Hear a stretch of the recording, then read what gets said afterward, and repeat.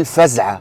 هل هي بتطلع للبلوجرات زي ما بتطلع لنا ولا لا؟ هنشوف النهارده بلبن فرع شبين اللي في اسماعيليه رايق ولا نتضايق. هم صراحه 90% انا حاسس ان هم عرفوني. يا اسطى الناس دي عرفتني، فاكتبوا لي في الكومنتات هل هي بتطلع لكم نفس اللي بتطلع لي دي ولا لا، لان مهاب المره دي هو تعبان وما عرفش ينزل يشتري. موجود الورقه بتاعتهم هنا، ورقه عاديه بص مكتوب عليها ايه، فزعه شوكولا كيك شوكولا شوكولا شوكولا شوكولا والبتاع متغرقه شوكولا. فهل هي فعلا زي ما بيطلعوها للناس اللي هي تكون جامده والناس تاكل بيها ولا لا؟ والله بتنزل بس ما بتطلعش، مش هتطلع بالبتاع. هلا هلا بسم الله، شكل الفزعه بسم الله. صدق حلوه صراحه.